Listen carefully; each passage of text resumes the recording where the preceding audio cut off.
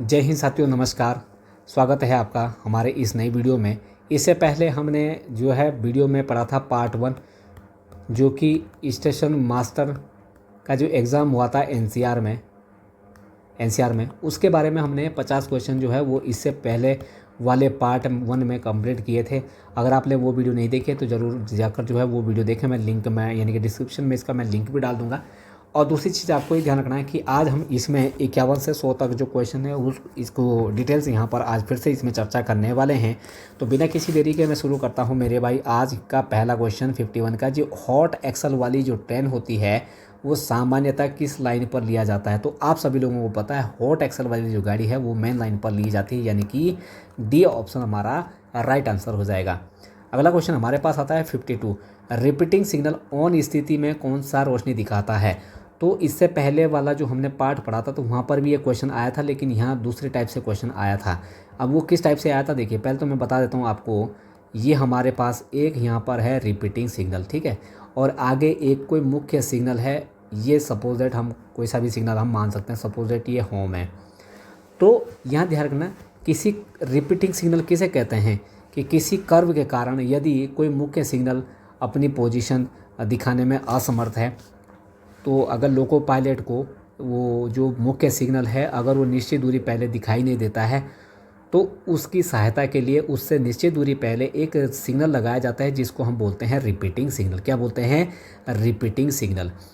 तो ये होते हैं रिपीटिंग सिग्नल। अब यहाँ पर जो है क्वेश्चन पूछा जा रहा है कि ये संकेत कितने देता है। तो एक आपको ध्यान रखना है, यहाँ पर एक तो संकेत देता है येलो और एक ये संकेत देता है रेड, ठीक है। एक तो आपको संकेत कैसा देगा ये येलो, और एक कैसा देगा ये रेड। तो ये दो संकेत देता है। अब अगर ये आपको यहाँ ध्यान रखना है, अगर ये येलो दिखाता है, रिपीटिंग सिग्नल यदि ये येलो दिखाता है तो लोको पायलट को ये पता चल जाता है कि आगे का जो सिग्नल है, ये जो होम है, ये कैसा संकेत देगा, रेड देगा। यहाँ पर इसको करेक्ट कर लेना। ये येलो और क्या दिखाता है, ये ग्रीन दिखाता है। यहाँ पर जो है ये कैसा दिखाएगा, ग्रीन, ठीक है। अब यहाँ पर देखिए कि अब लोको पायलट को अगर ये रिपीटिंग सिग्नल ग्रीन मिलता है तो वो समझ आता है कि आगे का जो सिग्नल है वो भी हमें कैसा मिलने वाला है, वो भी ग्रीन मिलेगा। तो उम्मीद करता हूँ कि ये चीज़ यहाँ पर समझ में आई होगी। तो ऑन स्थिति में तो ये येलो दिखाएगा, ठीक है। ऑन स्थिति में कैसा दिखाएगा, येलो, और ऑफ स्थिति में ये कैसा दिखाएगा, ग्रीन। तो यहाँ सीधा सीधा पूछ रहा है तो इसका अकॉर्डिंग हमारा राइट आंसर क्या हो जाएगा, बी। अब पिछले वाला जो क्वेश्चन है वो उसने क्या पूछा था कि यदि कोई सिग्नल जो है वो अपनी स्थिति दिखाने में असमर्थ है तो उससे पहले निश्चित दूरी पहले कौन सा सिग्नल लगाया जाता है। तो वहाँ पर दिया था calling on signal, repeating signal, shunt signal, इस प्रकार से ऑप्शन दिए थे, है ना। तो इसके लिए हमारा क्या आ जाएगा, ये रिपीटिंग सिग्नल होता है। और इसकी पहचान के लिए आपको पता है इसमें आर लिखा होता है। अगला क्वेश्चन हमारे पास आता है 53। डबल लाइन में किस क्लास की ओडीसी को क्रॉस नहीं कराया जाता है। तो जब भी ओडीसी की बात आती है तो क्रॉसिंग की, देखो यहाँ पर होता क्या है, पहले तो हमें ये पता होना चाहिए कि ओडीसी की फुल फॉर्म क्या होती है। ओडीसी की फुल फॉर्म होती है ओवर डायमेंशनल सी का मतलब क्या होता है, कंसाइनमेंट। क्या होता है, पारेषण जिसको हम बोलते हैं ना, कंसाइनमेंट हम इसको बोलते हैं, ओवर डायमेंशन कंसाइनमेंट। ये आप सभी लोगों को जनरली पता है। दूसरी चीज़ हमें ये पता होना चाहिए कि क्रॉसिंग का मतलब क्या होता है। आपने इसका जब ओडीसी पढ़े होंगे तो वहाँ पर आपने नेट ग्रास रेट और नेट रेस वहाँ पर आपने देखा होगा, है ना। तो उसका अकॉर्डिंग यहाँ पर जो है आपने देखा होगा कि ए और बी और सी, यहाँ पर जो ग्रास क्लियरेंस होता है ए क्लास स्टेशन पर वो ज़्यादा होता है, और बी और सी क्लास स्टेशन पर जो ग्रास क्लियरेंस होता है वो क्या होता है, कम होता है। तो जहाँ पर कम होता है वहाँ पर क्रॉस नहीं कराया जाएगा। तो इसके अकॉर्डिंग यहाँ पर हमारा जो राइट आंसर है वो क्या हो जाएगा, बी एंड सी। तो यहाँ पर बी और सी जो ओडीसी होती है वो डबल लाइन पर क्रॉस नहीं कराई जाएगी, क्योंकि यहाँ पर जो ग्रास क्लियरेंस है वो कम होता है। 54 क्वेश्चन क्या कहता है कि जो उत्तर मध्य जो रेलवे है इसका सर्वाधिक जो रूट है वो किलोमीटर में, वो कौन सा मंडल है। तो यहाँ पर जो है 54 का अकॉर्डिंग टू यहाँ पर हमारा राइट आंसर क्या हो जाएगा, चलो ये मैं थोड़ा सा आपको होमवर्क के लिए दे देता हूँ कि अभी जो आगरा मंडल में जिन लोगों ने यहाँ पर जो है सॉरी एनसीआर में जो एग्ज़ाम दिया था, और वो मुझे कमेंट्स में बताएं कि इसका जो राइट आंसर है वो क्या होने वाला है। ठीक है, 54। इसके बाद आता है 55। 55 कह रहा है कि जो गेटमैन होता है इसका जो प्रमाण पत्र होता है वो कितने वर्ष के लिए वैध होता है। तो आपको पता है कि जो गेटमैन का जो कंपटीशन सर्टिफिकेट होता है वो 3 साल के लिए वैलिड होता है, 3 साल के बाद उसको फिर जाना पड़ता है। अगला हमारे पास 56 का जो क्वेश्चन है वो कह रहा है कि जो BTPN यानी कि जो टैंक वैगन है मालगाड़ी का स्टैंडर्ड लोड कितना होता है। अब देखिए ये जो क्वेश्चन है ये ज़्यादातर जो है वो गार्ड में यहाँ पर मैक्सिमम टाइम पूछे जाते हैं। इसका जो स्टैंडर्ड जो लोड साइज़ होता है वो कितना होता है, 50+2 यहाँ पर इसका स्टैंडर्ड रैक साइज़ होता है। ठीक है, और ये आपको पता है 50 प्लस यहाँ पर 2 ब्रेकवान होते हैं। दूसरी चीज़ आपको ये ध्यान रखना है, ये जो BTPN होते हैं ये आप लोगों को पता ही है, जो पेट्रोलियम होता है उसके लिए ले जाने के लिए BTPN जो टैंक होते हैं इसका यूज़ यहाँ पर किया जाता है। और जो BTPN होते हैं ये टैंक वैगन होते हैं। इसकी मैंने एक डिटेल से वीडियो बनाई है वैगन के प्रकार, वहाँ पर मैंने चीज़ों को बताया कि इसका जो स्टैंडर्ड रैक साइज़ है वो कितना होता है, किस किस का कितना होता है, और बाकी स्पीड भी मैंने यहाँ पर बताई है।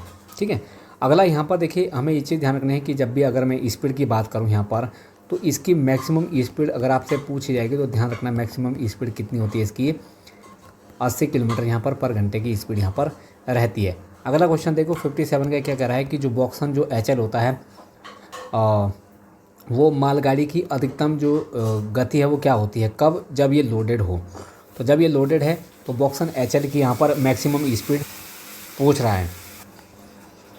तो यहाँ पर देखिए स्पीड का भी मैंने वहाँ पर आप लोगों को जिक्र किया है। तो अगर लोडेड होगा, ठीक है, अगर क्या होगा लोडेड, इसमें देखो ध्यान रखना है, एक तो आपका लोडेड हो गया और एक आपका हो गया एम्प्टी। तो यहाँ देखना लोडेड में ध्यान रखना इसकी जो है वो 60 किलोमीटर पर घंटे की स्पीड रहेगी, और एम्प्टी में कितनी रहेगी, 100 किलोमीटर पर घंटे। तो यहाँ पर पूछ रहा है लोडेड की, तो लोडेड में हमें बताना पड़ेगा बी ऑप्शन हमारा यहाँ राइट हो जाएगा। क्लियर। अगला हमारे पास आता है 58। BLCA और BLCB ये जो मालगाड़ी होती है इसकी अधिकतम स्पीड आपसे पूछ रहा है कब, लोडेड और एम्प्टी। तो लोडेड और एम्प्टी में यहाँ पर आपसे पूछ रहा है। देखिए अगर मैं बात करता हूँ BLCE और BLCB की, तो इसकी देखो लोडेड और एम्प्टी दोनों में एक ही स्पीड होती है, वो होती है 100 किलोमीटर पर घंटा, यानी कि ए ऑप्शन हमारा राइट आंसर हो जाएगा।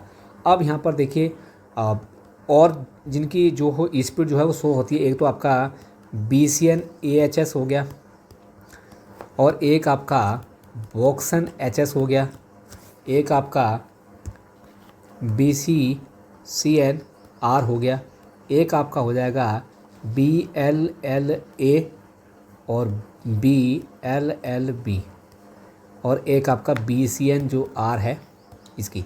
इन सब की जो स्पीड लोडेड और एम्प्टी में है वो कितनी रहने वाली है, 100 किलोमीटर पर घंटा। तो थोड़ी सी नज़र इसमें भी मार लेना।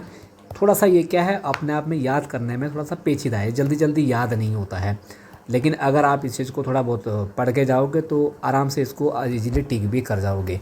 अगला क्वेश्चन क्या कह रहा है, तो जो यहाँ पर मेल एक्सप्रेस है इसके प्रत्येक AC कोच में कितने अग्निशमक यंत्र होते हैं, ये आपको बताना है। तो जब भी फायर की बात आएगी तो यहाँ पर आपका जो राइट आंसर रहेगा वो रहेगा C, यानी कि C ऑप्शन, यानी कि दो हमारा यहाँ पर राइट आंसर हो जाएगा। नेक्स्ट हमारे पास क्वेश्चन आता है कि यदि फाटक से प्राइवेट नंबर का आदान प्रदान नहीं हुआ है तो स्टेशन मास्टर लोको पायलट को कौन सा प्राधिकार देगा। तो आपको पता है उसको क्वेश्चन ऑर्डर यहाँ पर जारी करना पड़ेगा, और T 806 होगा ये, है ना C। तो इसके अकॉर्डिंग हमारा बी ऑप्शन हमारा राइट आंसर होगा। TH 409 क्या होता है, ये नील क्वेश्चन ऑर्डर होता है, ये आप सभी लोगों को पता ही है, नील क्वेश्चन ऑर्डर होता है, ठीक है। और T 3693 भी ये किसी भी सिग्नल को ऑन में पास करने की, किसी स्टॉप सिग्नल को ऑन में पास करने के लिए अथॉरिटी होती है। अगला क्वेश्चन यहाँ पर क्या कह रहा है कि सिग्नल खतरा सिग्नल पार करना, यानी कि सिग्नल पास्ड एट डेंजर किस श्रेणी की दुर्घटना में आती है। तो 61 का आपको यहाँ पर राइट आंसर मुझे बताना है कमेंट्स में, क्योंकि ये मैंने पहले वाले वीडियो में बताया है। कि अगर आप सिग्नल को ऑन में पास करते हैं तो किस प्रकार की दुर्घटना है। और परिणामी जो दुर्घटना है ये आप लोगों को मैं यहाँ पर बता देता हूँ कि जो परिणामी दुर्घटना होती है वो कौन कौन सी है। एक आपकी ए होती है, जिसमें अगर किसी गाड़ी के टक्कर हो जाती है तो ए क्लास की दुर्घटना में आती है। बी में अगर आग लग जाती है गाड़ी में तो बी क्लास की दुर्घटना आती है। और सी का मतलब हमने बताया था समपात दुर्घटना, अगर समपार पर दुर्घटना हो जाती है तो सी क्लास की होती है। डी का मतलब हो गया डिरेलमेंट, डी का मतलब हो गया डिरेलमेंट, अगर अवपतन हो जाता है, गाड़ी पटरी से उतर जाती है तो यहाँ पर डी क्लास की दुर्घटना यहाँ पर मानी जाएगी। तो अगर ई में देखें तो अन्य गाड़ी, इनके अलावा अन्य गाड़ी की दुर्घटना है तो उसे हमें जो है वो सी क्लास की दुर्घटना यानी कि ई क्लास की दुर्घटना मानते हैं। तो ये परिणामी है, ये कौन सी है, सारी परिणामी है। अब यहाँ पर परिणामी जो दुर्घटनाएं हैं ये सारी मैंने बता दी है। अब आपको ये बताना है कि खतरा जो सिग्नल पास करना है वो किस प्रकार की दुर्घटना है। ऑप्शन आपके पास यहाँ पर दिख ही रहे हैं। 62 ऑप्शन क्या कहता है, शंटिंग के दौरान शंट सिग्नल को अगर ऑन में पार करना है तो कौन सा अधिकार पत्र यहाँ पर जारी किया जाएगा। तो देखिए, शंटिंग के दौरान जब भी शंट सिग्नल को ऑन में पास करोगे तो जाहिर सी बात है आपको शंटिंग ऑर्डर ही जारी करना पड़ेगा। इसी पर ही इसके बारे में जो है वो आपको लिखित में देना पड़ेगा। ठीक है, आपको यहाँ पर लिखना पड़ेगा उस शंट सिग्नल के बारे में, जो शंट सिग्नल, जिस शंट सिग्नल को ऑन में पास करना है। T409 आपको पता है क्वेश्चन ऑर्डर है। T393 भी है, ये भी किसी यानी कि अग्रिम रूप से जारी इसको किया जाता है और ये भी ऑन सिग्नल में पास करने के लिए अग्रिम रूप से जारी करने वाला एक अधिकार होता है। अगला क्वेश्चन हमारे पास आता है 63 नंबर का, यानी कि पटाखा सिग्नल। पटाखा सिग्नल की अवधि पूर्ण होने पर इसे कब टेस्ट किया जाता है। तो आपको पता है कि अगर मान के चलो इसकी जो उम्र होती है पटाखा की, ये आप सभी लोगों को पता है कितनी होती है, 5 वर्ष होती है। और क्या नाम जो है, इसको बढ़ाया कितना जा सकता है, तो आप कहते हैं इसको 8 साल तक जो है इसको बढ़ाया जाता है, यानी कि 3 साल तक इसको बढ़ाया जा सकता है। सॉरी, कितना, 3 साल तक बढ़ाया, कितना, 3 साल तक। तो इसकी जो बढ़ाने के बाद उम्र जो है वो कितनी हो जाती है, 8 वर्ष तक हो जाती है। तो आप पटाखे को 8 साल तक उपयोग में ला सकते हैं। लेकिन अगर आपको इसको टेस्ट करना होगा तो प्रत्येक साल उसको यहाँ पर टेस्ट करना पड़ेगा। आप यहाँ पर 3 बार इसको जो है वो बढ़ा सकते हैं। अगला क्वेश्चन हमारे पास आता है 64 नंबर।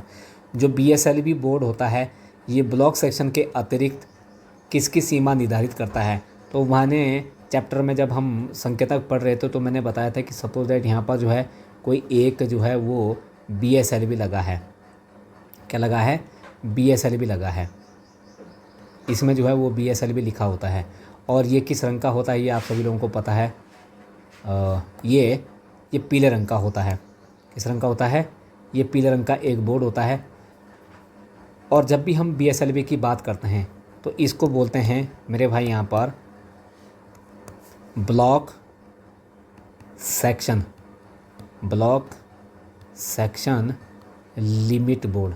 तो यहाँ पर इसकी भी कभी कभार जो है वो फुल फॉर्म पूछी जाती है, तो आपको ये भी ध्यान रखना है BSLV की फुल फॉर्म होती है। अब ये जो BSLV होता है ये क्या करता है कि यहाँ पर अगर मैं थोड़ा सा इसको ब्लॉक सेक्शन को जो है वो रेड लाइन से डिनोट कर देता हूँ, ये हमारा हो जाएगा यहाँ पर क्या, ब्लॉक सेक्शन। ठीक है, तो अगर ये हमारा क्या है, ब्लॉक सेक्शन है और ये हमारा क्या है, स्टेशन सेक्शन। तो जैसे ही ब्लॉक सेक्शन समाप्त होता है उसके बाद स्टेशन सेक्शन शुरू हो जाता है। तो ये ब्लॉक सेक्शन और स्टेशन सेक्शन की सीमा का निर्धारण करता है। तो इसीलिए हमारा ऑप्शन हो जाता है, जैसे ये ब्लॉक सेक्शन और स्टेशन जो सेक्शन है इसकी यहाँ पर सीमा का निर्धारण करता है BSLV। और ये आपको पता ही है डबल लाइन पर लगाया जाता है, B क्लास स्टेशन पर लगाया जाता है। 65 यहाँ पर कह रहा है कि ट्रैप जो इंडिकेटर होता है वो क्या दर्शाता है। क्या ये पॉइंट की स्थिति दर्शाता है, क्या ये डिरेलिंग स्विच की स्थिति दर्शाता है, सिग्नल की स्थिति या लाइन की स्थिति। तो यहाँ पर देखिए मैंने बताया था कि जो ये ट्रैप इंडिकेटर होता है ये एक प्रकार का लंगड़ा कांटा होता है और डिरेलिंग स्विच की ये स्थिति यहाँ पर दर्शाता है। अगला क्वेश्चन हमारे पास आता है यानी कि 66वां क्वेश्चन। ये कह रहा है कि जो डी क्लास स्टेशन होता है वो कितने प्रकार के होते हैं। देखिए घूम फिर के वही क्वेश्चन आ रहा है। हमने जब वर्गीकरण पढ़ा था स्टेशन का, इससे पहले वाले जो हमने पेपर सेट लगाया था, तो वहाँ पर मैंने बताया था कि स्टेशन जो है वो 2 प्रकार के होते हैं।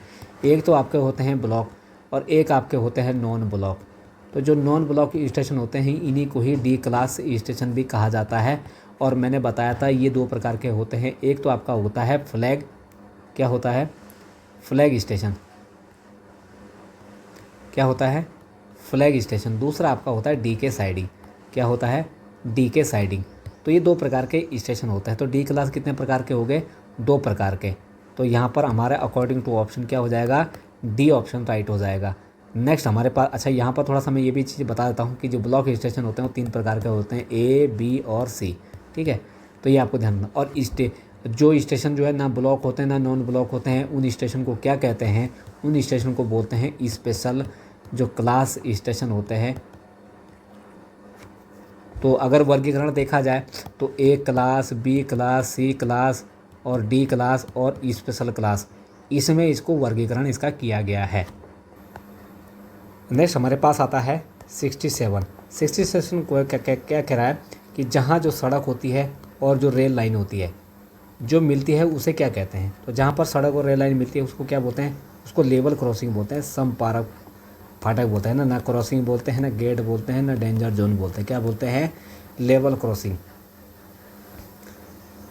अगला क्वेश्चन 68 यहाँ पर क्या कह रहा है, 68 क्वेश्चन कहता है कि झांसी मंडल में जो कितने जो है वो ए क्लास के स्टेशन हैं।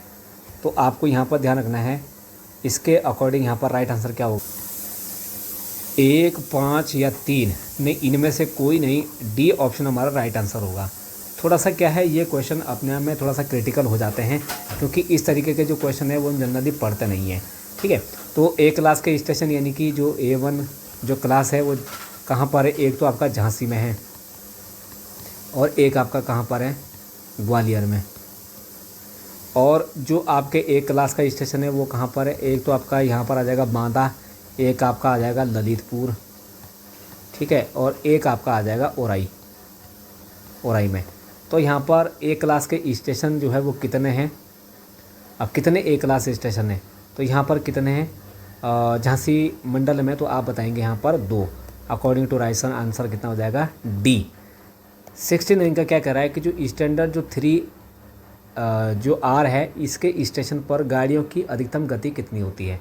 तो जब भी इंटरलॉकिंग हम आज इस शाम तक जो है इसकी वीडियो भी मैं अपलोड कर दूंगा, जो इंटरलॉकिंग है इसकी जो स्पीड है इंटरलॉकिंग स्टैंडर्ड थर्ड में, तो थर्ड में कितनी होती है, 140 यहाँ पर स्पीड रहती है। यहाँ पर देखिए, एक आपका फर्स्ट आती है उसमें 50 होती है, एक आपकी सेकंड इंटरलॉकिंग होती है उसमें 110 होती है, और थर्ड में कितनी होती है 140, और फोर्थ में कितनी होती है 160। तो ये आपको यहाँ पर ध्यान रखनी है। नेक्स्ट हमारे पास 70 नंबर का क्वेश्चन क्या कर रहा है कि डी क्लास के स्टेशन पर सवारी गाड़ी का जो आगमन का उल्लेख जो होता है वो कहाँ पर होता है। तो जब हम ए क्लास जो डी क्लास जो हम स्टेशन जब पढ़ रहे थे तो मैंने बताया था कि जो ये डी क्लास के स्टेशन होते हैं यहाँ पर जो सवारी गाड़ी जब आती है या जब जाती है तो वहाँ पर उनके जो रुकने का जो समय होता है 1 मिनट या 2 मिनट, तो इसका जो उल्लेख होता है वो WTT में होता है, यानी कि वर्किंग टाइम टेबल में होता है। इसी के अनुसार जो है ये डी क्लास स्टेशन पर जो गाड़ियाँ होती है वो अपने आप 1 मिनट या 2 मिनट जो भी रुकने का समय यहाँ पर तय होता है WTT के अनुसार उतने मिनट यहाँ पर रुकती है और अपने आप चल देती है। ठीक है, गार्ड जो है ऑल राइट सिग्नल प्रदान करता है, लोको पायलट आपस में सिग्नल का आदान प्रदान करके आगे बढ़ते हैं।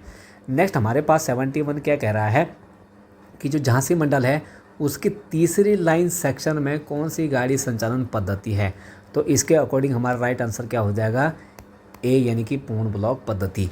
अब आप मुझे बताइए कि इसमें जो प्रस्थान प्राधिकार है, प्रस्थान जो प्राधिकार है वो यहाँ पर क्या क्या रहते हैं, और ऑटोमेटिक में जो प्रस्थान प्राधिकार है वो क्या क्या है, कमेंट्स में ज़रा मुझे फटाफट बताओ। यानी कि जो केवल एक गाड़ी पद्धति होती है इसमें प्रस्थान प्राधिकार क्या है, कमेंट्स में ज़रा मुझे फटाफट बताओ।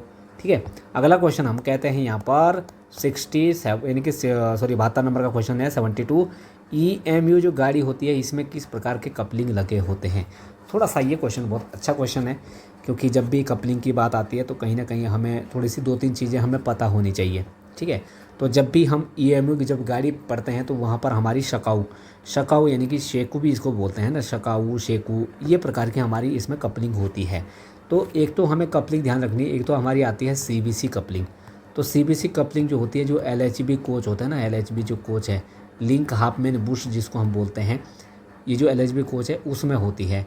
और LHB कोच में अब जो है आप देखते होंगे H टाइप की अगर कपलिंग अगर आपसे पूछा जाता है कि भाई LHB कोच में किस टाइप की कपलिंग होती है, तो आप कहेंगे H टाइप की। तो ये इसमें न्यू कपलिंग है। दूसरी चीज़ आती है, एक आती है आपकी स्क्रू। तो स्क्रू आपने देखा होगा यहाँ पर, स्क्रू जो कपलिंग होती है, जो ICF जो कोच होते हैं, ICF जो कोच होते हैं उसमें जो है ये इस प्रकार की कपलिंग यहाँ पर पाई जाती है। अब ये जो शकाऊ है या शेकू है, ये जो कपलिंग है ना, ये एक तो आपकी जैसे EMU गाड़ी हो गई, आपकी DMU गाड़ी हो गई, या कोई मीमो गाड़ी हो गई, या आपकी कोई मेट्रो कोई ट्रेन हो गई है ना, क्या हो गई, मेट्रो, EMU और DMU, या आपकी कोई मेट्रो ट्रेन हो गई। तो वहाँ पर जो है वो इस प्रकार की कपलिंग यहाँ पर देखने को हमें मिलती है। दूसरी चीज़, अगला क्वेश्चन हमारे पास आता है 73। तो जो एनीमोमीटर है, एनीमोमीटर द्वारा क्या मापा जाता है, तो आपको पता है इसमें एयर प्रेशर यानी कि वायु दाब, सॉरी एयर प्रेशर नहीं, वायु की गति, प्रेशर नहीं, एनीमोमीटर में वायु की गति, वेलोसिटी ऑफ विंड यहाँ पर मापी जाती है। 74 क्या कह रहा है कि झांसी मंडल में NSG-1 स्टेशन कौन सा है। तो जब हमने NCR का मैंने एक जो स्टेशन का वर्गीकरण जब मैंने बताया था, तो वहाँ पर भी मैंने ये चीज़ आराम से उस चीज़ को बहुत तसल्ली से चीज़ें जो है पूरी मैंने यहाँ पर बताई थी कि जो NSG-1 स्टेशन है ये प्रयागराज में कितने हैं, और झांसी डिवीज़न में कितने हैं, और आगरा डिवीज़न में कितने हैं। तो मैंने बताया था कि भाई यहाँ 0 0 0 सब में 0 0 है NSG-1। लेकिन अगर NSG-2 की मैं बात करता हूँ तो यहाँ पर 3 मैंने बताए थे, यहाँ पर भी मैंने 2 बताए थे, यहाँ पर मैंने 2 बताए थे। और झांसी डिवीज़न में एक तो आपका तो क्या था, ग्वालियर था, क्या था, ग्वालियर, और एक आपका झांसी था। तो ये 2 स्टेशन मैंने वहाँ पर बताए थे। क्लियर। तो इसके अकॉर्डिंग ये पूछ रहा है NSG-1, तो NSG-1 के अकॉर्डिंग हमारा राइट आंसर क्या हो जाएगा, इनमें से कोई नहीं, क्योंकि यहाँ पर 0 0 है। अगला क्वेश्चन यहाँ पर 75 क्या कह रहा है, डबल डिस्टेंस सिग्नल व्यवस्था में डिस्टेंस सिग्नल का खंभा किस रंग से रंगा होता है। तो जब मैंने यहाँ पर डिस्टेंस सिग्नल जब बताया था तो वहाँ पर मैंने आपको चीज़ें बताई थी कि एक आपका ये डिस्टेंट हो गया, दूसरा डिस्टेंट आपका यहाँ हो गया, तीसरा आपका यहाँ पर होम हो जाएगा, क्या हो जाएगा, होम हो जाएगा। तो अगर ये डिस्टेंट जो सिग्नल है और ये जो इनर डिस्टेंट है, तो यहाँ पर मैंने बताया था इसके पहचान के लिए, इसकी पहचान के लिए यहाँ पर क्या होता है, काली और पीली पट्टी इसमें लगी होती है इस प्रकार से, ठीक है, इस प्रकार से काली और पीली पट्टी, काली और पीली पट्टी जो है इसमें निशान के लिए लगी होती है। तो काली पीली यानी कि कहाँ पर है, बी ऑप्शन हमारा राइट आंसर हो जाएगा। अगला क्वेश्चन हमारे पास आता है 76, सामग्री गाड़ी किस प्रकार की गाड़ी है। तो ये चीज़ भी मैंने बहुत पहले बताई दी थी आप लोगों को, और बार बार ये क्वेश्चन रिपीट होते हैं। तो जो मटेरियल ट्रेन होती है ये एक प्रकार की डिपार्टमेंटल गाड़ी है, ये आप सभी लोगों को पता ही है। 77 क्या कहता है, अस्थायी गति प्रतिबंध की जानकारी है वो कहाँ लिखी होती है, और ये आप सभी लोगों को पता है। अस्थायी जानकारी जो हो लिखी होती है, जानकारी कहाँ होती है, इसका उल्लेख कहाँ होता है, तो हम बताएंगे WTT में, यानी कि सी ऑप्शन हमारा यहाँ राइट आंसर हो जाएगा। और यहाँ पर चीज़ें मैं आपको बता देता हूँ कि अस्थायी प्रतिबंध जानकारी के लिए क्या जारी किया जाता है, तो आप बताएंगे क्वेश्चन ऑर्डर, ठीक है। नेक्स्ट हमारे पास आता है 78 ये कहता है कि जो फ्लैशर लाइट का जो रंग होता है उसकी रोशनी यानी कि उसका रंग कैसा होता है। तो जो फ्लैशर लाइट होती है उसका रंग एम्बर रंग होता है इसका। 79 का क्वेश्चन क्या कह रहा है कि गार्ड को अगर इंजन पर बुलाना है तो लोको पायलट को कौन सी सीटी बजानी पड़ेगी। तो हम यहाँ पर थोड़ा सा इस चीज़ को ये ऐसे ध्यान रख सकते हैं कि जब भी गार्ड को इंजन पर बुलाएगा तो पहले वो फटाफट लंबी लंबी जो है कदम रखेगा, फिर छोटे छोटे कदम रखेगा जब वो इंजन के पास पहुँचने वाला होगा। तो लंबी लंबी छोटी छोटी कहाँ पर है इसके अकॉर्डिंग देखिए, दो यानी कि दो लंबी और दो छोटी। ये थोड़ा मुझे डाउट लग रहा है, थोड़ा सा आप मुझे कमेंट्स में बताएं कि इसका आंसर क्या होगा। अगला क्वेश्चन देखिए, 80 क्वेश्चन क्या कह रहा है कि वंदे भारत जो ट्रेन है उसका जो रैक है उसका निर्माण कहाँ पर हुआ है। तो ये जो RCF है, रेल कोच जो फैक्ट्री है, यहाँ पर इसका निर्माण हुआ है। और ये जो वंदे भारत ट्रेन है, जिसको पहले ट्रेन 18 के नाम से भी जाना जाता था क्योंकि 18 महीने में इसको तैयार किया गया था, और इसका निर्माण जो है वो RCF में किया गया है। दूसरी चीज़, ये एक प्रकार की सेमी हाई स्पीड जो ट्रेन है, और पहली जो वंदे भारत है वो कहाँ से कहाँ चलाई गई, दिल्ली से वाराणसी के बीच। ये भी आपको यहाँ पर ध्यान रखना है, दिल्ली से वाराणसी के बीच। और इसी प्रकार से वंदे भारत में एक आती है हमारी क्या, वंदे भारत स्लीपर ट्रेन। वंदे भारत जो स्लीपर ट्रेन है, ये आप मुझे कमेंट्स में बताओ कि ये कहाँ से कहाँ चली है। नेक्स्ट हमारे पास अगला क्वेश्चन आता है 81। ढलान वाले स्टेशन पर अगर आप शंटिंग करोगे तो इंजन जो है वो किस और आप जोड़ोगे। तो आपको पता है ढलान की ओर ही जोड़ना पड़ेगा, या बीच में जोड़ोगे, नहीं, या पीछे की ओर जोड़ोगे, नहीं, या कहीं भी लगाया जा सकता, नहीं। इसका आंसर होगा ढलान की ओर, तो ग्रेडियंट की ओर इसको हमें जोड़ना पड़ेगा। 82 क्वेश्चन क्या कह रहा है कि भारतीय रेल अधिनियम से क्या तात्पर्य है, इसे कैसे जाना जाता है। तो जो भारतीय रेलवे एक्ट है, यानी कि इंडियन रेलवे जो एक्ट है वो 1989 का भाग कितना है, 24 है। तो ये सारे 89 है, लेकिन यहाँ पर भाग 24 यहाँ पर हमारा ए में ही दिखाई दे रहा है। तो अकॉर्डिंग टू ऑप्शन हमारा राइट आंसर क्या हो जाएगा, ए ऑप्शन। अगला क्वेश्चन हमारे पास आता है कि रेलवे में कितने प्रकार के जो धातु पास हैं। तो जब भी धातु पास की हम बात करते हैं तो धातु पास आपको पता है 3 प्रकार के होते हैं। एक तो आपका होता है गोल्ड, और एक आपका होता है सिल्वर, और एक आपका होता है ब्रॉन्ज। ये आप सभी लोगों को पता है, 3 प्रकार के जो है वो मेटल पास यहाँ पर पाए जाते हैं। अगला हमारे पास आता है 84 क्वेश्चन। ये कह रहा है कि जो सामग्री गाड़ी होती है वो सामान्यतः किस समय कार्य करती है।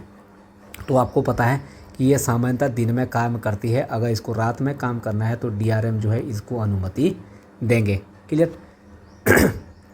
अगला हमारे पास आता है 85 क्वेश्चन। 85 क्वेश्चन कह रहा है कि लाइसेंस धारक जो कूली होता है उसको वर्ष में कितने सुविधा सेट पास यहाँ पर जारी किए जाते हैं। तो इसका यहाँ पर हमारा राइट आंसर हो जाएगा सी ऑप्शन, यानी कि 1 सेट यहाँ पर हमारा इसको जारी किया जाएगा। अगला क्वेश्चन 86 क्या कह रहा है कि जो रेलवे बोर्ड है इसका गठन कब हुआ था। तो रेलवे बोर्ड का गठन आप सभी लोगों को पता है कब हुआ था, 1905 में, यानी कि डी ऑप्शन हमारा राइट आंसर हो जाएगा। 87 क्या कह रहा है कि जो चाइल्ड केयर लीव होती है वो कुल कितने दिन के लिए देय होती है। तो जो आपको CCL मिलती है ना, चाइल्ड केयर लीव, ये आपको कुल जो है वो 700 दिन 30 दिन के लिए यहाँ पर मिलती है, यानी कि 2 साल के लिए आपको यहाँ पर मिलती है। अगला क्वेश्चन हमारे पास क्या आता है 88। गर्भपात की अवस्था में अधिकतम कितने दिन अवकाश देय है। तो जब भी मैंने अबॉर्शन की बात करी है तो वहाँ पर मैंने बताया था कि आपको मैक्सिमम जब भी अबॉर्शन की बात आएगी तो वहाँ पर मैंने बताया था कि आप 1 टाइम जो है एक बारी में 42 दिन तक ले सकते हैं, और इंटायर सर्विस में पूरी सेवा में आप मैक्सिमम जो है वो 45 दिन की ले सकते हैं। तो अकॉर्डिंग टू ऑप्शन हमारा बी हो जाएगा, यानी कि 45 दिन, 88 का यानी कि 45 दिन। अगला क्वेश्चन हमारे पास आता है 89 क्या कहता है कि एक एकेडमिक वर्ष में कितने सेट जो है वो स्कूल पास देय होते हैं। तो इसका यहाँ पर राइट आंसर क्या हो जाएगा, 3 सेट। क्लियर। तो यहाँ पर बी हमारा राइट आंसर हो जाएगा। अगला क्वेश्चन 90 क्या कह रहा है कि जो ये सवारी गाड़ियाँ होती है उसमें अधिकतम कितने डेड इंजन लगा सकते हैं। क्लियर। तो यहाँ पर देखिए जब भी सवारी गाड़ी की बात आएगी तो इसमें डेड इंजन केवल और केवल एक लगाया जा सकता है। अगला क्वेश्चन हमारे पास 91 है, मोटर ट्रॉली की कांटों और क्रॉसिंग पर अधिकतम गति कितनी होती है। तो जब भी मोटर ट्रॉली की बात आएगी तो यहाँ पर हमारा राइट आंसर कितना हो जाएगा, ए ऑप्शन, यानी कि 15 किलोमीटर पर घंटा की स्पीड यहाँ पर रहेगी। अगला हमारे पास आता है 92, TWS का फुल फॉर्म क्या है। तो इसको बोलते हैं थिक वेव स्विच बोलते हैं, इसको क्या बोलते हैं, थिक वेव स्विच। तो थिक वेव, इसको थोड़ा सा देख लेना, थिक वेव स्विच बोलते हैं इसको, ठीक है, क्या बोलते हैं, थिक वेव स्विच। तो इसके अकॉर्डिंग हमारा यहाँ पर 92 का जो आंसर है वो क्या हो जाएगा, यहाँ पर देखो train water, tower wagon, tank wagon यहाँ नहीं होगा। इसके अकॉर्डिंग हमारा राइट आंसर क्या हो जाएगा, यहाँ पर डी ऑप्शन, यानी कि इनमें से कोई नहीं। अगला क्वेश्चन देखिए 93 का क्या कह रहा है, अनुशासन एवं अपील नियमों में अपील करने का जो समय है वो कितना है। तो आप सभी लोगों को पता है अपील जब भी आप करोगे तो 45 दिन का यहाँ पर जो है वो अपील का समय दिया जाता है। नेक्स्ट 94 क्या कह रहा है कि कार्यकाल के दौरान ड्यूटी का छुट्टी का नकदीकरण एक बार में अधिकतम कितने दिन आप कर सकते हैं। तो आप सभी लोगों को पता है कि एक बार में जब भी आप छुट्टी का नकदीकरण कर सकते हैं तो कितना कर सकते हैं, 94 का हमारा राइट आंसर क्या हो जाएगा, यानी कि 10 दिन। तो जब भी मैंने छुट्टी का यहाँ पर चैप्टर पढ़ाया था तो जो लीव इनकेसमेंट है तो वह आप एक बार में 10 दिन ले सकते हैं, और ये 2 साल के अंतर पर हर 2 साल में आप ले सकते हैं, और मैक्सिमम कितनी बार, आप इसको 6 बार ले सकते हैं, यानी कि 6-10 के हिसाब से 6 बार लोगे तो कितना, 60 दिन का आप नकदीकरण कर सकते हैं। और जब भी आप नकदीकरण करोगे तो ध्यान रखना आपके खाते में जो LAP है ना, LAP वो 30 यहाँ पर होनी चाहिए, तभी आप जो है लीव इनकेसमेंट यहाँ पर ले सकते हैं।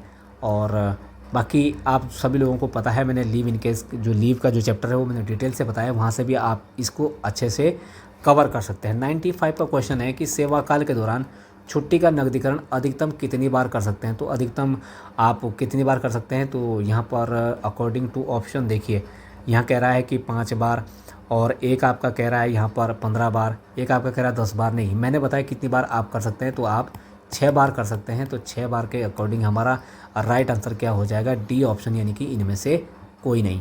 अगला क्वेश्चन हमारे पास आता है 96, रेल सेवा आचरण नियमों के किस नियम में रेल आवास किराए पर देना वर्जित है। तो रेल आप किराए पर नहीं दे सकते हैं, ये आपको ध्यान रखना है। तो 96 का हमारा राइट आंसर हो जाएगा, यानी कि नियम ए 15 का ए, इसके तहत जो है हम जो है जो रेलवे आवास है वो किराए पर नहीं दे सकते हैं। तो नियम 15 का ए आपको ध्यान रखना है। अगला क्वेश्चन हमारे पास आता है, जो रेल सेवा आचरण जो नियम है उसके किस नियम में जो राजनीति है उसमें आप भाग नहीं ले सकते हैं, यानी कि राजनीति में भाग लेना वर्जित है। तो इसके अकॉर्डिंग हमारा राइट आंसर क्या हो जाएगा, नियम 5। तो राजनीति में भाग लेना वर्जित है नियम 5 के तहत। अच्छा, ये जो आपका जो कंडक्ट रूल है ना, कंडक्ट रूल की मैं जल्दी जो है वो आपको वीडियो प्रोवाइड कर दूंगा, ठीक है।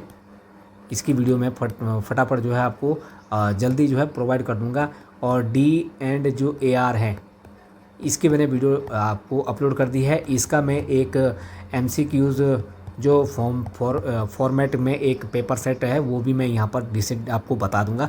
लेकिन जो कंडक्ट रूल है ये मैंने अभी तक नहीं बताया है, वहाँ पर मैं आपको अच्छे से क्लियर कर दूंगा। ये जो सारे नियम यहाँ पर पूछे जा रहे हैं ना, ये जो सारे नियम पूछे जा रहे हैं ये सारे मैं वहाँ पर कवर करूँगा। तो जो भी आपके 1 या 2 क्वेश्चन जो बनते हैं वो मैं पूरे कवर कराने की कोशिश यहाँ पर करूँगा। 98 का क्या कह रहा है कि जो रेल सेवा आचरण नियम है उस किस नियम के अंतर्गत जो है वो नियंत्रित होता है ना। तो आपको यहाँ पर 98 का हमारा राइट आंसर क्या हो जाएगा, ये जो नियम है ये रेलवे सर्विस जो कंडक्ट रूल है इसके तहत जो है इसको नियंत्रित किया जाता है। 99 का कह रहा है कि बिना अनुमति अगर आप निजी व्यापार करते हैं तो किस नियम का उल्लंघन यहाँ पर माना जाता है। तो आपको पता है कि अगर आप कोई प्राइवेट ट्रेड की वो इंगेजिंग करते हैं तो ये जो कंडक्ट रूल है इसका यहाँ पर उल्लंघन माना जाएगा। तो यहाँ से देखिए क्वेश्चन जो है वो ज़्यादा टफ नहीं है, आप देख पा रहे होंगे ये ऐसे क्वेश्चन जो है वो आप सीधे सीधे भी वैसे इसको पकड़ सकते हैं, है ना। तो कुछ क्वेश्चन है जो आपको बेसिक चीज़ें अगर आपको थोड़ी बहुत पता है तो आप आराम से इजीली कर सकते हैं। अगला क्वेश्चन आया हमारे पास, रिमूवल ऑफ सर्विस किस प्रकार की शास्ति है। तो जब मैंने डिसिप्लिन एंड जो अपील रूल पढ़ाया था वहाँ पर मैंने डिटेल से बताया था कि कौन सी जो यहाँ पर जो है वो माइनर पेनल्टी है और कौन सी आपकी जो है वो मेजर पेनल्टी है। तो ये चीज़ आपको थोड़ा सा देखो वीडियो आपको देखनी पड़ेगी क्योंकि वहीं से ये चीज़ें कवर हो पाएगी। क्लियर। तो जो रिमूवल फ्रॉम सर्विस है आपको पता है कि अपने आप में अगर आपको रिमूवल फ्रॉम सर्विस किया जाता है तो आपको ये मेजर पेनल्टी में काउंट किया जाएगा। ठीक है। और छोटी पेनल्टी में जैसे अगर मान के चलो जैसे निलंबन हो गया, सेंश्योर हो गया है ना, परिनिंदन जिसको बोलते हैं, वो छोटी माइनर पेनल्टी में आता है। या डिसमिसल फ्रॉम सर्विस कर दिया जाता है, रिमूवल फ्रॉम सर्विस या एक वेतनमान या एक ग्रेड या एक पद नीचे किया जाता है तो वो भी मेजर पेनल्टी में आता है। अगला क्वेश्चन देखिए, अब हमारे पास आते हैं राजभाषा के कुछ क्वेश्चन। तो 101 का जो क्वेश्चन है ये कह रहा है कि अंग्रेजी भाषा की लिपि क्या है। तो अंग्रेजी भाषा की लिपि क्या है, रोमन है। और हिंदी की आपको पता ही है, हिंदी की क्या है, देवनागरी है। अगला क्वेश्चन हमारे पास देखिए, इसमें क्वेश्चन क्या कह रहा है, 102 क्वेश्चन कह रहा है कि जो राजभाषा अधिनियम है वो 1963 में बना था। ठीक है। और इसमें ये जो धारा 3 की 3 है ये किन दस्तावेजों पर लागू होती है। तो यहाँ देखिए, ये केवल और केवल आदेश यानी कि जो ऑर्डर होते हैं ना, ऑर्डर, इन दस्तावेजों पर ये लागू होती है। अगला हमारे पास 103 का क्वेश्चन क्या कह रहा है कि जो राजभाषा जो नियम है। अब देखो यहाँ पर देखो क्वेश्चन से भी हम चीज़ें बहुत सारी कवर करने की कोशिश करते हैं। राजभाषा जो अधिनियम है वो 63 में आए थे और राजभाषा जो नियम है वो 1976 में बनाए गए थे। ठीक है। तो इसके जो अनुसार है देश को कितने क्षेत्रों में बांटा गया है। तो आप सभी लोगों को पता है कि यहाँ पर जो है वो 3 क्षेत्रों में इसको बांटा गया है। कितने क्षेत्रों में, 3 क्षेत्रों में। जैसे ए, बी या सी कह लीजिए, या आप इसको क या ख या ग आप इसको कह लीजिए। तो ये आपको यहाँ पर ध्यान रखना है। अच्छा, क क्षेत्र में कौन आता है, ख क्षेत्र में कौन आता है, ये आप सभी लोगों को थोड़ा सा पता होना चाहिए। देखो जो जहाँ पर हिंदी बोली जाती है, हिंदी भाषी जो राज्य है वहाँ पर ए हो जाती है। लेकिन ज़्यादातर जो आपसे पूछा जाता है, एक तो आपसे यहाँ पर अंडमान जो निकोबार द्वीप समूह है, एक तो आपसे ये पूछा जाता है अंडमान निकोबार द्वीप समूह, ये ए क्षेत्र में आता है। बी क्षेत्र में क्या आता है, बी आपका आ जाता है जैसे क्या नाम है यहाँ पर, जैसे चंडीगढ़ हो गया है ना, पंजाब हो गया है ना, ये चीज़ आपको यहाँ पर पूछी जाती है। गुजरात हो गया आपका, महाराष्ट्र हो गया, ये जो है यहाँ पर पूछे जाते हैं। बाकी जो ए और बी में नहीं पाए जाते हैं वो सीधे किस क्षेत्र में पाए जाते हैं, सी में। ये थोड़ा सा आपको यहाँ पर ध्यान रखना है। अगला क्वेश्चन हमारे पास आता है 104, राजभाषा जो नियम है। अब देखिए, अभी देखिए ये क्वेश्चन जो है वापस यहीं से रिपीट हुआ है। अब आपसे ये पूछ रहा है कि जो राजभाषा नियम है, ये यही क्वेश्चन घुमा फिरा के यहाँ पूछ रहा है। तो नियम कब आए थे, 76 में आए थे। तो एक क्वेश्चन तो हमें सीधे सीधे जो है यहीं मिल गया। तो हमें ये चीज़ें जो है ध्यान रखनी है। तो अधिनियम पहले आए थे, नियम बाद में आए थे। अगला क्वेश्चन हमारे पास आता है 105, हिंदी में प्राप्त पत्र का उत्तर हिंदी में देना किस नियम के तहत अनिवार्य है। अगर आप हिंदी में कोई लेटर भेजते हो तो उसका रिप्लाई भी आपको हिंदी में देना पड़ेगा। ये नियम 5 कहता है। और नियम 5 में मैंने राजभाषा में बताया था कि अगर आप कोई लेटर जो है हिंदी में देते हो तो उसका जवाब हिंदी में, और अगर आप इंग्लिश में देते हो तो उसका जवाब इंग्लिश में आपको देना पड़ेगा। 106 क्वेश्चन क्या कह रहा है, ये कह रहा है कि संविधान के किस आर्टिकल में हिंदी भाषा के विकास के निर्देश दिए गए हैं। ये हमेशा पूछा जाता है। तो हिंदी भाषा का विकास किस आर्टिकल में है, 351, ये आपको ध्यान रखना है। अगला क्वेश्चन देखिए 107 क्या कह रहा है, राजभाषा जो अधिनियम है 1963 में कितनी धाराएं हैं। तो यहाँ पर धारा भी मैंने बता दी थी कि भाई कितनी धाराएं। तो अगर जिन लोगों ने नहीं पढ़ा है राजभाषा का टॉपिक, वो वहाँ से आराम से इसको इजीली पढ़ सकते हैं। मैंने वहाँ पर इस चीज़ को डिटेल से समझाया है। अगला हमारे पास आता है 108, उच्चतम न्यायालय की जो प्राधिकृत भाषा है वो क्या है। ये आप सभी लोगों को पता है कि भाई जो हाई कोर्ट है वो उसकी जो प्राधिकृत भाषा है, ऑथराइज यानी कि जो लैंग्वेज है वहाँ पर जो है वो इंग्लिश यहाँ पर रहती है। नेक्स्ट हमारे पास आता है 109, जो केंद्रीय जो हिंदी समिति होती है उसके अध्यक्ष कौन होते हैं। तो आप सभी लोगों को पता है कौन होते हैं, प्रधानमंत्री होते हैं। और अगर यहाँ पर मैं बात करता हूँ लास्ट एंड फास्ट क्वेश्चन की, तो 110, विश्व हिंदी दिवस कब मनाया जाता है। तो आप कहेंगे 10 जनवरी को, और ये हिंदी दिवस यहाँ पर मनाया जाता है 14 सितंबर को। तो उम्मीद करता हूँ कि ये आपको वीडियो अच्छी लगी होगी। ये तो हमारा पार्ट 2 और इससे पहले हमने पार्ट 1 को भी कवर कर लिया है। अगर आपको ये वीडियो अच्छी लगी होगी तो आप लाइक ज़रूर कर लेना और कमेंट्स में मुझे ज़रूर बताना कि यहाँ से आपको कितनी हेल्प जो है वो मिली है। और अगर आपने अभी तक जो है वो सब्सक्राइब हमारे चैनल को नहीं किया तो आप ज़रूर सब्सक्राइब कर दें और कमेंट्स में ज़रूर बताना कि आपको ये वीडियो कैसी लगी। मिलते हैं नेक्स्ट वीडियो में, तब तक के लिए धन्यवाद।